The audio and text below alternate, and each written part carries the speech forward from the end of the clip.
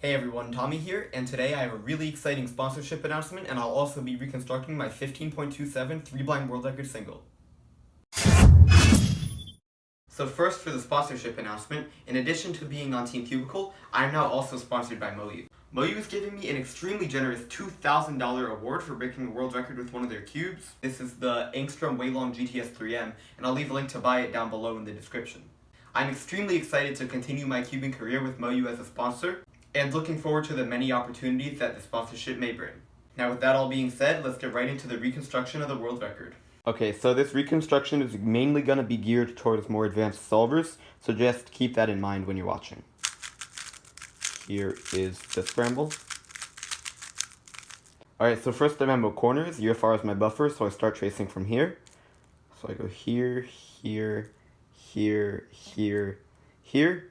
And then I realize I have two things left. One of them is a twisted corner, and the other thing is just my last target. So rather than following the traditional path that most people would normally take, and going to here, because that's where this sticker belongs, I'm actually going to break into the twisted corner, because this will allow me to do two commutators, rather than a commutator and a corner twist. And generally speaking, a commutator is faster than a corner twist. So when I chose to break into the twisted corner, I shot here first, then here, and then I just had my last target, which is right here. So after memoing corners, I went straight into edges. US is my main buffer, so I start tracing. I go here, here, here, and then I have to cycle break. I chose to cycle break to here. And then I go here, here, here, and here. And at this point, I only have two edges left. It's just these two flipped edges in the back. So those were the first things I did in execution. So yeah, at this point I just donned my blindfold and got started with the first alg, which looks like this. Next I went into my Edgecombs, so first is here to here. So I do SU as a setup move, and now I have here to here to here as a 5 mover. So I just do that, pretty easy alg, and undo the setup move. Now here to here, it's just U2 to an 8 mover. And my next alg is here to here. Normally, I would probably do U2, L, E prime, L prime, and then the rest of that alg.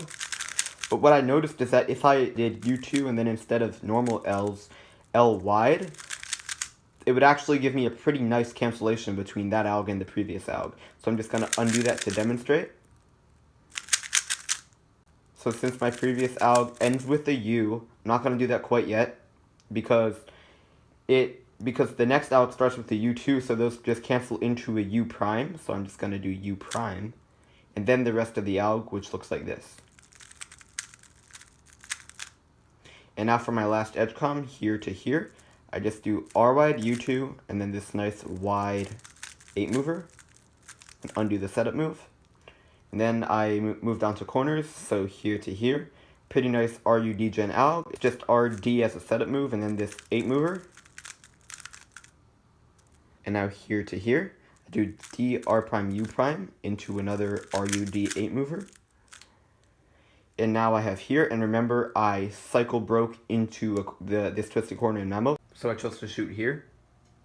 And my alg for that looks like this. I do U R2 prime U prime as a setup, and just have RU R prime D prime RU prime R prime D as the pure com in the middle. So then I just undid the setup move. And lastly, I did this very nice 8 move com. Just U prime, RD R prime, U, RD prime R prime. Now I just have a few final notes about the solve, so it was pretty solid overall. I had 11 TPS during exec and 6.2 memo, which is also pretty nice.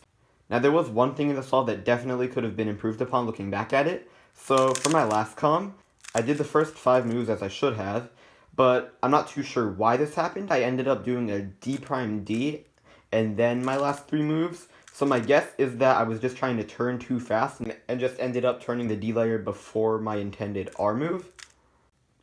But yeah, that made a pretty minimal difference. And otherwise, I'm super happy about the solve.